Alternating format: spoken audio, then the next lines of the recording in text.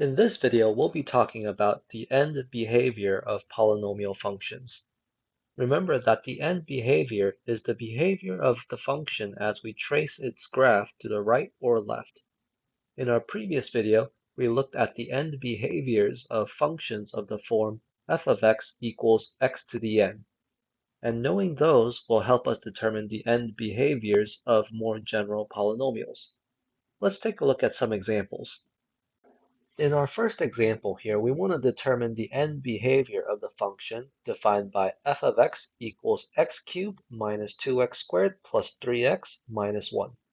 Our goal is to determine what happens to this function when we trace its graph to the right and when we trace the graph to the left. We'll want to determine the end behavior without looking at the graph, because eventually what we'll want to be able to do is use the end behavior to help us draw the graph of polynomial functions.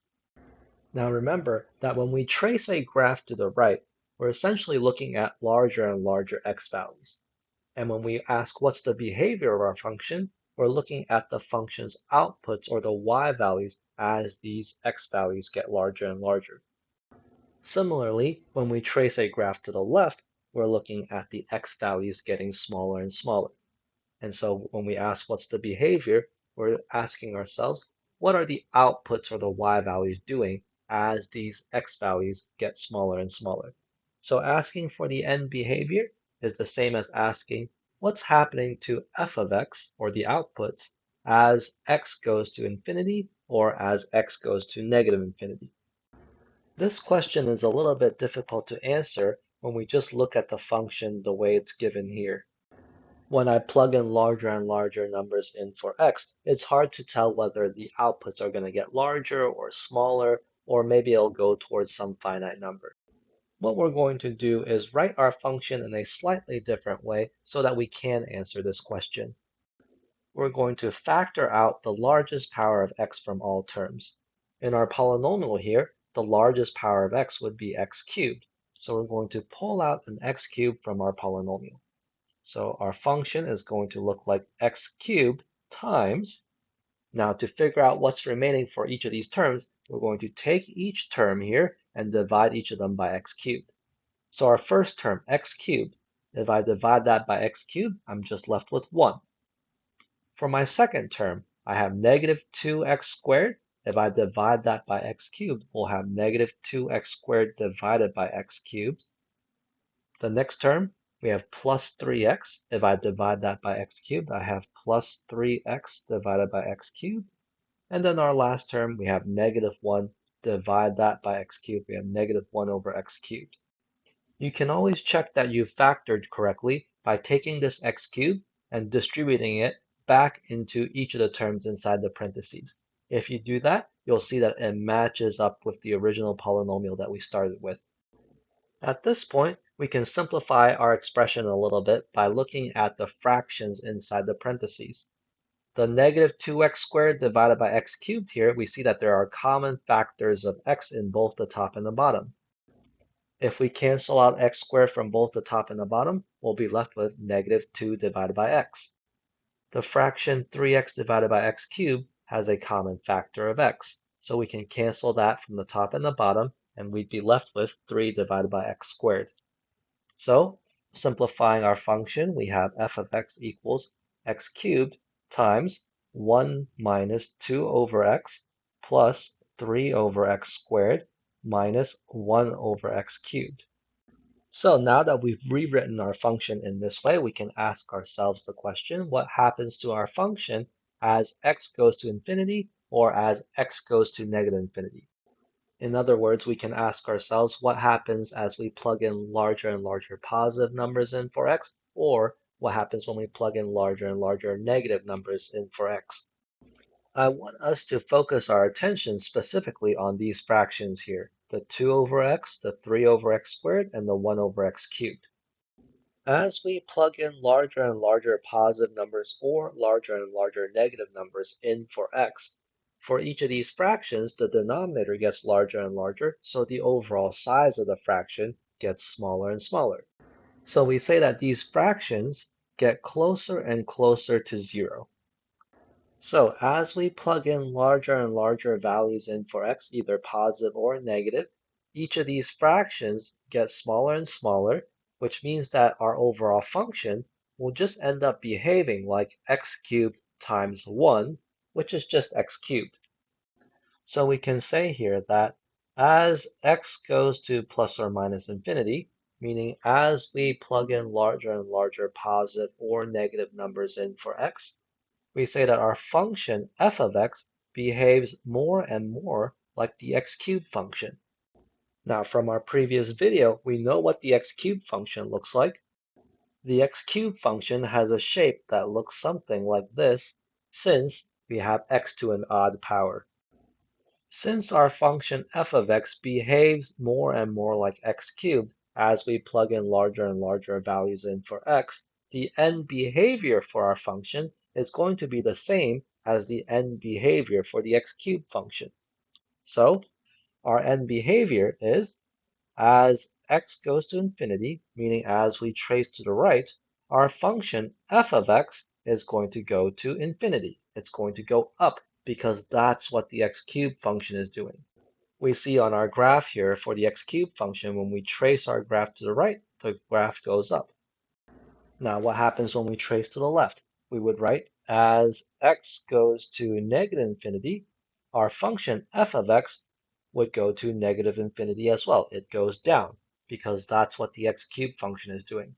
If we look at the graph of the x cubed function, when we trace to the left, we see that the graph goes down. So these here are the end behaviors for our function.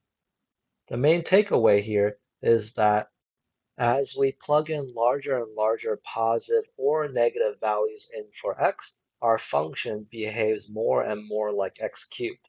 And since x cubed goes up as we trace to the right and goes down as we trace to the left, we know that our function is going to behave the same way. What you might notice is that the x cubed here is the leading term of our polynomial, because when we factor out that x cubed, all of the remaining terms will become fractions, and these fractions will eventually get smaller and smaller as x gets larger and larger. Let's now take a look at some more examples. In this example, we want to determine the end behavior of the function defined by f of x equals negative x to the fourth plus 5x cubed minus 2x squared plus 1. Once again, to determine the end behavior, we want to ask ourselves, what happens to our function as we plug in larger and larger positive numbers in for x, or as we plug in larger and larger negative numbers in for x? Just like our previous example, we can start by factoring out the largest power of x from all of our terms. For our polynomial here, the largest power of x is x to the fourth. So let's pull that out from all of our terms. We're going to have f of x equals x to the fourth times some things. To figure out what's in the parentheses here, we need to take each of the terms in our polynomial and divide each of them by x to the fourth. So our first term, we have negative x to the fourth divided by x to the fourth. That leaves me with negative 1. Next, we have 5x cubed, and we want to divide that by x to the fourth. Then we have negative 2x squared, divide that by x to the fourth. And then lastly, plus 1 divided by x to the fourth. We can simplify the fractions inside the parentheses by canceling out the common factors.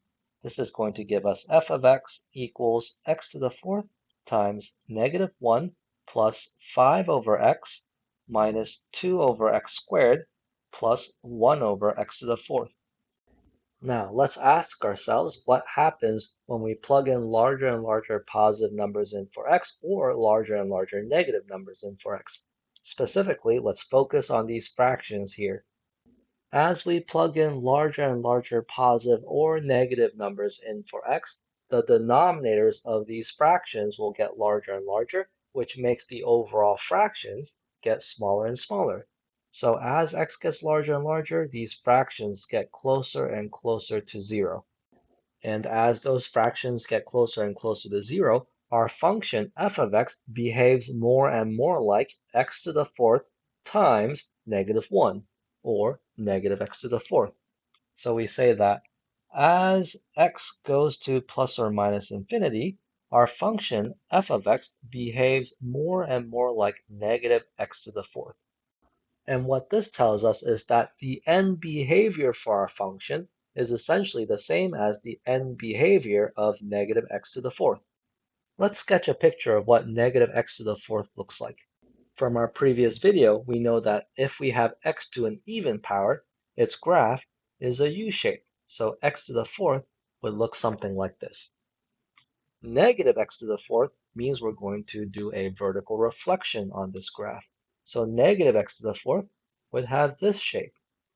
So again, the end behavior for our function f of x is the same as the end behavior for negative x to the fourth.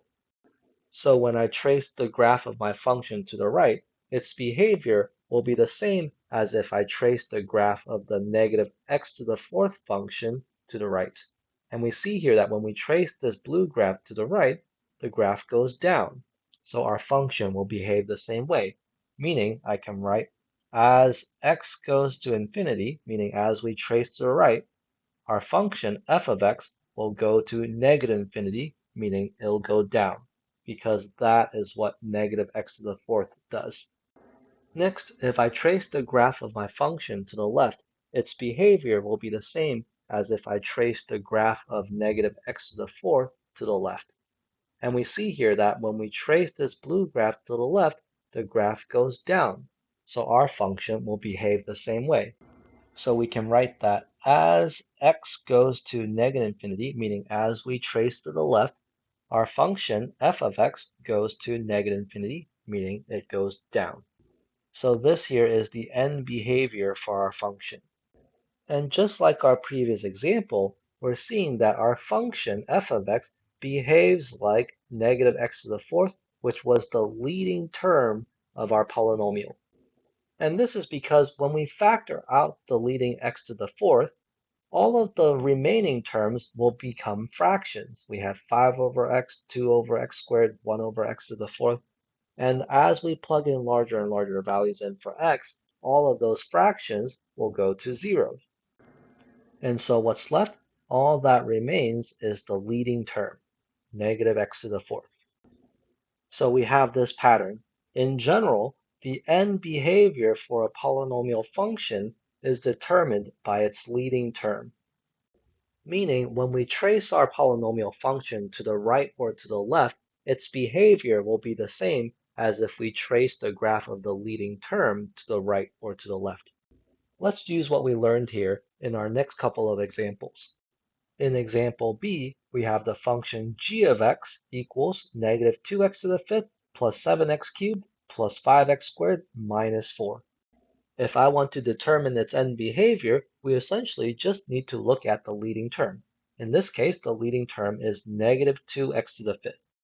So the end behavior for the function g of x is the same as the end behavior for negative 2x to the fifth. Let's draw a quick sketch of what negative 2x to the fifth would look like. From our previous video, we learned that if I have x to an odd power, its graph looks something like this. So x to the fifth would look something like this. Negative 2 times x to the fifth means that we're doing a vertical scale on this red graph by a factor of negative 2. The fact that there's a negative there means we're doing a vertical reflection, and then the 2 indicates that we're going to stretch by a factor of 2. So we're going to have a flip and a stretch. So negative 2x to the fifth would look something like this. So if we trace the g of x function to the right, its behavior will be the same as if I trace this blue graph to the right. And we see that when we trace negative 2x to the fifth to the right, it goes down. So we can say here that as x goes to infinity, meaning as we trace to the right, the g of x function will go to negative infinity. It'll go down. And when we trace the g of x function to the left, its behavior will be the same as if I traced the graph of negative 2x to the fifth to the left. And tracing this blue graph to the left, we see that it goes up. So we can write that as x goes to negative infinity, meaning as we go to the left, the g of x function goes to positive infinity. G of x goes up. So this is the end behavior for our function g of x. And remember, it's essentially determined by the leading term of our polynomial. Let's look at one last example. So in example C, we have the function h of x equals 1/3 x to the sixth minus x to the fifth minus 9x squared plus 2x, and we want to determine its end behavior. All we have to do is look at its leading term. Its leading term is 1/3 x to the sixth. So the end behavior for h of x is the same as the end behavior of 1/3 x to the sixth. So let's graph 1/3 x to the sixth to get a sense of what it looks like. From our previous video, we learned that when we have x to an even power, its graph has a U shape. So x to the sixth would look something like this. 1/3 times x to the sixth means we're doing a vertical scale on this red graph. The vertical scale by 1/3 means we're doing a compression by a factor of 1/3. So draw a squished down version of our graph, and we end up with this, 1/3 x to the sixth. Since the end behavior of h of x is the same as 1/3 x to the sixth, when we trace the graph of h of x to the right, its behavior is the same as if I traced the graph of 1/3 x to the sixth to the right. And we see here that when we trace this blue graph to the right, the graph goes up. So our end behavior is, as x goes to infinity, meaning as we trace to the right, our function h of x goes to positive infinity. It goes up. And also, if we trace the graph of h of x to the left, its behavior will be the same as if we trace the graph of 1/3 x to the sixth to the left. And here, tracing this blue graph to the left, we see that the graph goes up. So we would say that as x goes to negative infinity, meaning as we trace our graph to the left, our function h of x goes to positive infinity. The function goes up. So in this video, we learned how to determine the end behavior for a polynomial function. Essentially, the end behavior for a polynomial function is the same as the end behavior of its leading term. So however the leading term behaves, your function will behave the same way when you trace to the right and when you trace to the left.